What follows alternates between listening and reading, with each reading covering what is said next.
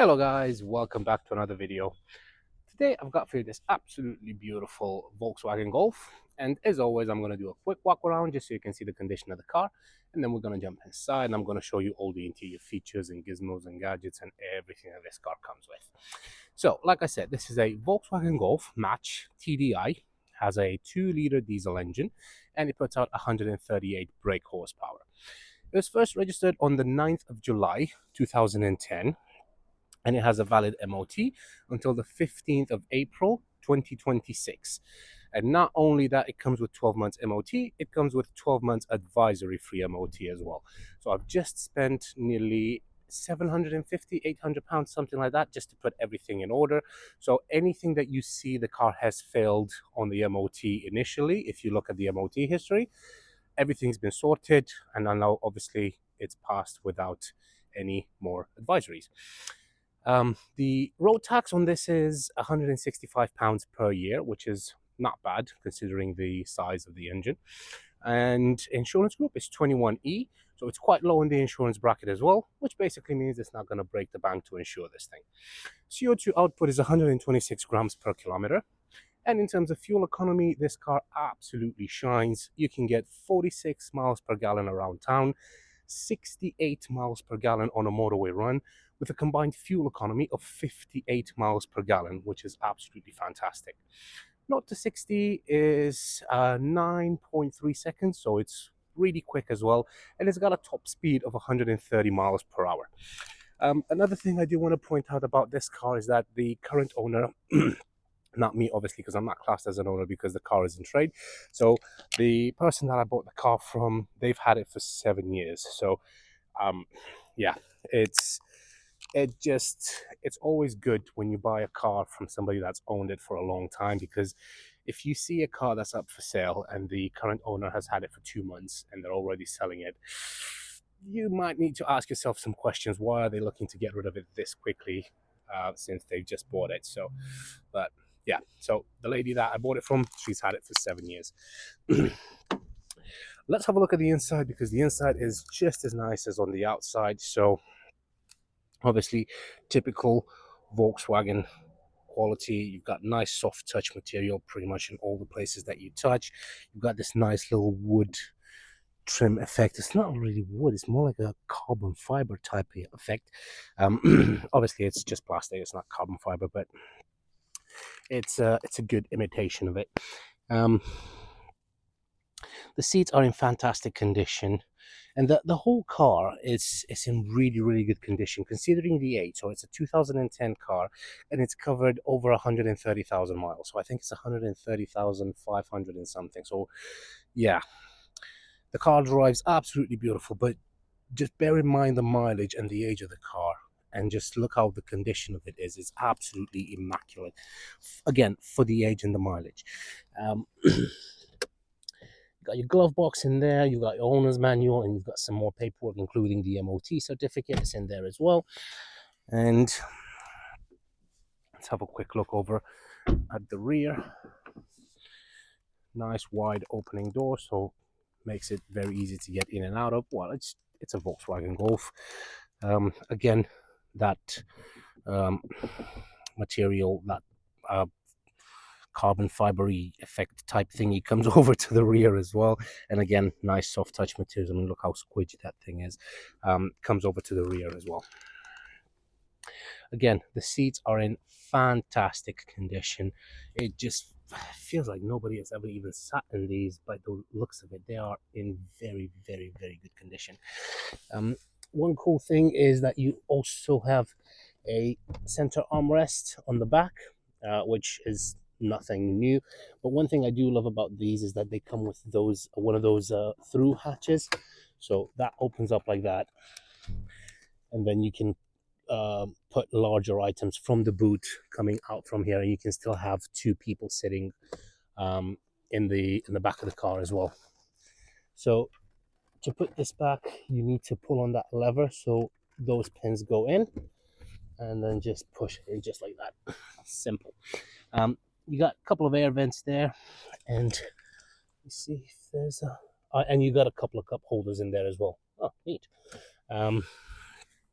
was wondering why there weren't cup holders in the armrest, to be honest, but they're there, so cool. And yeah, like I said, you do have electric windows on the rear as well. Right, let's move on. Oh, one thing I didn't show you is the tires. So the tires are in fantastic condition. They're Yokohamas, and they are in really, really good condition. Same as the alloys, actually. The alloys are in fantastic condition, again, for the age and the mileage. Maybe they do have a few little scuffs here and there, although I'm struggling to see any at the moment. Can't see anything here. Is there any scuffs on the front one? Yeah, so actually, that's not scuffed here. That's just... No, I'm pretty sure that's not scuffed. But it does have a few little minor dings. But again, it's 130,000, 15-year-old car. So it does come with front and rear parking sensors. I don't know if you've seen the ones on the front, but you got the rear ones here. And one thing it kind of made me buy this car from the lady is the exhaust tips. Nice and clean. They're not black. It's not burning any oil or anything. So that's one of the reasons I liked it. And also the tires and the condition of the tires. So you've got Yokohama's there, Yokohama here, and let me see if you get Yokohama over here and Yokohama over here. So you got Yokohama tires on each corner. So again, when you buy a car that has matching tires all around, you know that somebody has spent some money maintaining it. Instead of getting a rainbow car, and basically a rainbow car, I mean, you've got a different brand on each corner. That's just stupid. Don't do that. People don't do that. Just remember, you're driving nearly a 2-ton piece of metal, and the only contact that you have with the ground are your tires, right? And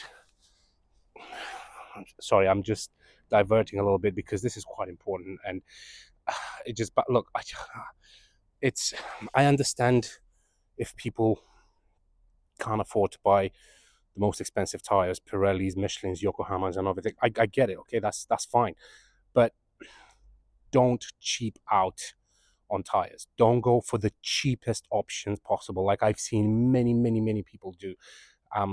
They go to like a garage and they ask, right, I got a nail in my tire. What's the cheapest tire you've got? Put it on. Don't do that. Like, did you know this?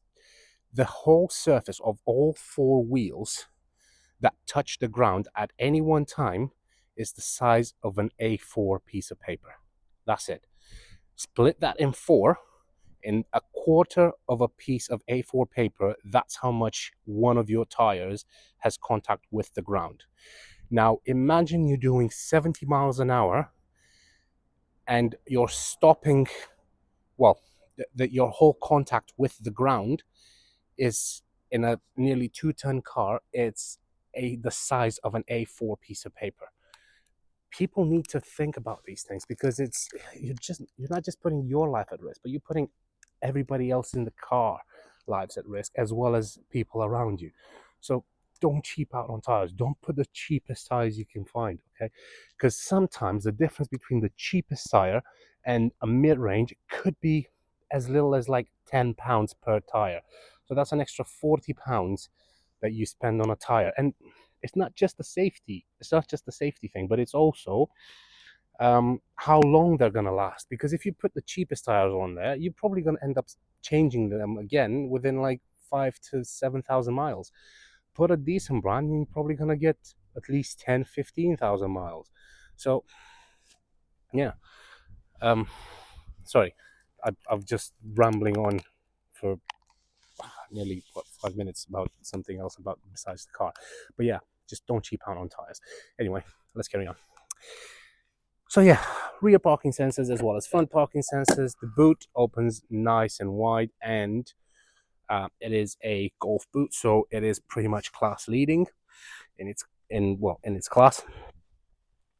You do get a 12-volt socket over here in the back, which is nice because you can plug in like a mini fridge or a Hoover or something like that if you want to clean the boot.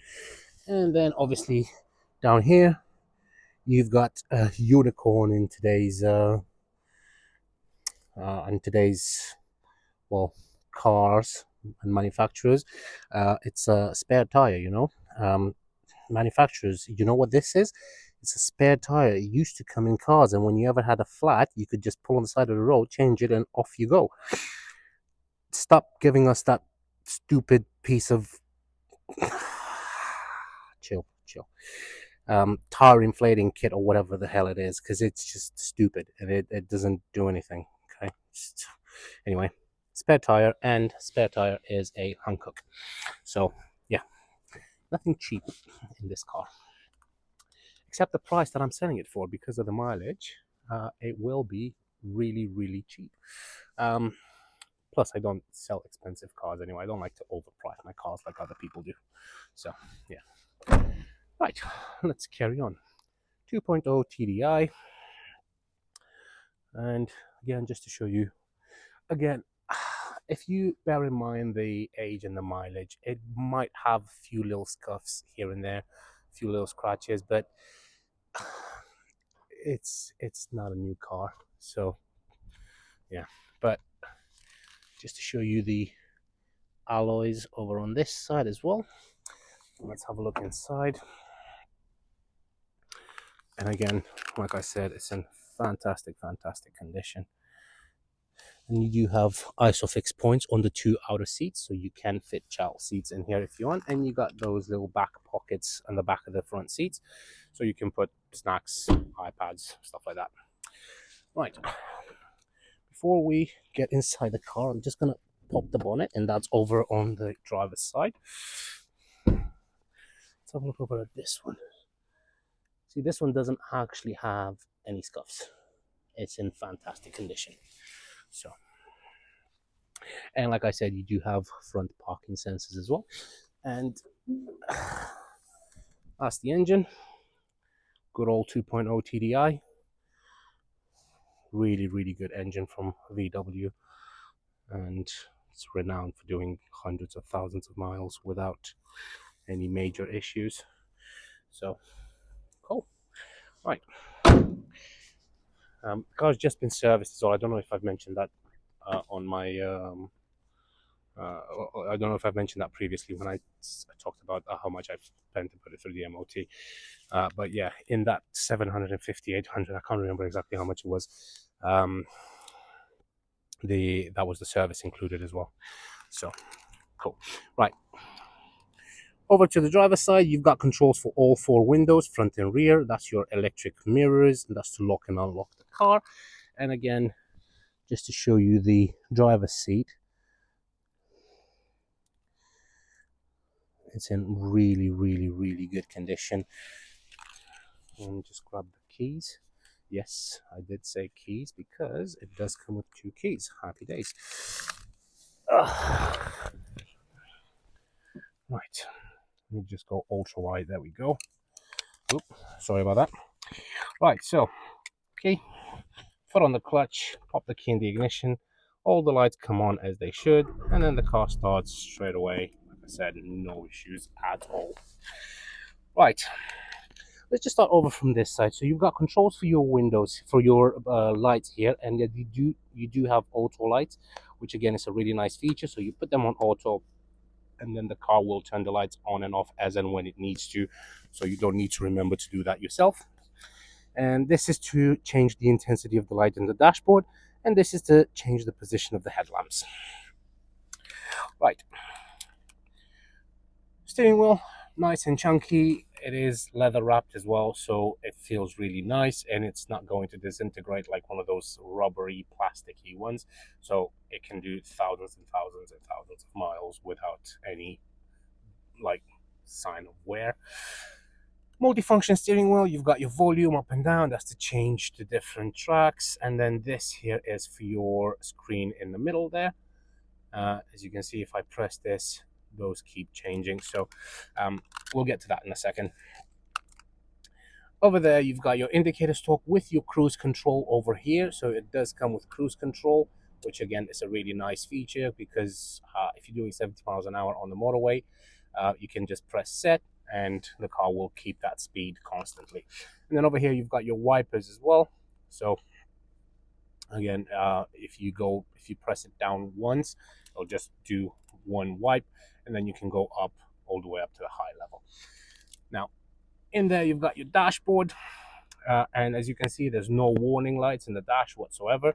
The only two lights that are on right now is the fact that the handbrake is up and the fact that I'm not wearing my seatbelt. So that's it. But other than that, no other lights. That's your rev counter over on the left. You've got your water temperature down there. That's your fuel gauge, and then you've got your speedometer over on the right. And then in the middle there, you've got your screen, which gives you all the trip info and everything. Down there, you've got your miles. So it's got 130,656 miles. And like I said, using these buttons here, you can actually go through different options. So right now, range, it's got 95 miles worth of range, and then all those.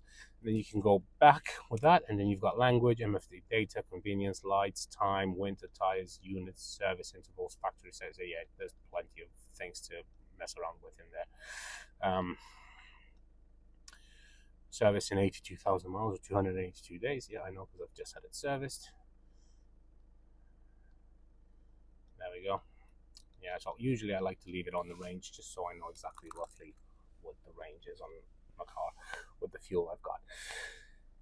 Two air vents at the top here, and then you've got your radio, nice big. This is the big radio that they did. So you got radio, media, phone, DAB. So it does come with DAB radio, traffic announcement, and setup. You press on setup, you got radio, media, well, pretty much everything. Let's say if I press system, language, automatic, factory settings. Yeah, I don't care about that. And then the radio works absolutely fine. Obviously, I'm not going to leave it on because I don't want YouTube to strike my video. And down here, you've got your climate control. So you've got fan on 4 speeds. This is where you select the temperature. You got rear window defrost, AC, recirculate, and this is where you want the air to come out from. Down here, you've got a 12-volt socket. You've got an ashtray there, and then also your locking wheel nut. It's here with the car as well. Traction control, and this is for your parking sensors. 6-speed manual gearbox.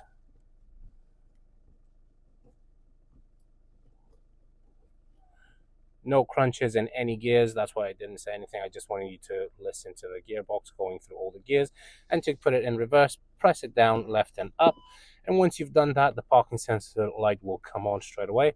And then over here in the screen, you also have your optical parking system as well. So it shows you how close you are to the objects you are getting close to. So yeah, you got rear and front. Let's move over a little bit down here. You got a couple of cup holders, which you can actually close if you prefer. Good old manual handbrake. You've got an aux port in there. Nice chunky armrest. One thing I've always said and I always loved about VWs is, first of all, you can like extend this so it just moves forward. And not just that, but you can actually set it so that's the second position, third, fourth, yeah, four positions. So you're so comfortable. I don't know if you can see it, but so that's the lowest setting, right? It's right down, and then you can leave it like that, and it's so comfortable. Honestly, I absolutely love the armrest on VWs. And then down there you've got a little bit of storage, and then you've got your media in port as well.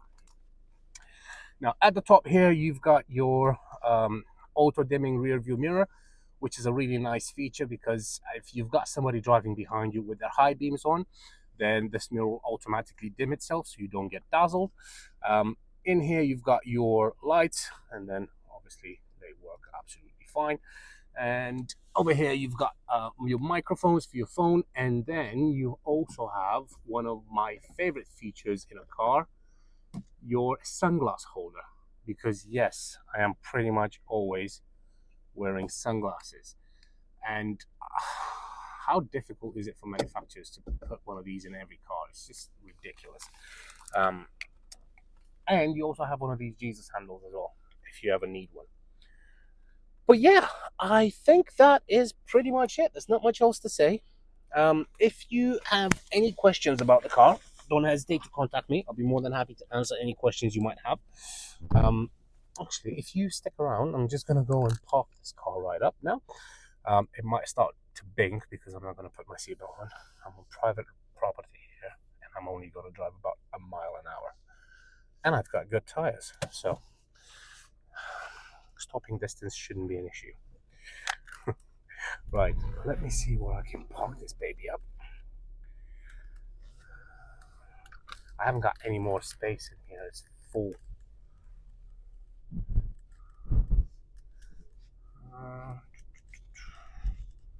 Can I park it in there somewhere? Ooh, I think I found me a spot. Yes, there we go. I'm gonna leave it right in here for the time being. Right. Well, like I said, it's an absolutely amazing car. If you are interested, don't hesitate to contact me. You can find me on 01684 355 032. Or alternatively, you can email me at vindamotos@gmail.com, or you can go onto our website, which is www.vindamotos.co.uk. And with that being said, thank you very much for spending nearly 22 minutes here with me. And yeah, if you're interested, just get in touch. Or if you have any other questions, just leave them in the comments, and I'll get back to you as soon as I can. But yeah, it is a absolutely fantastic car for not a lot of money. So cool. Right. Thank you very much. I'll speak to you soon. Take care.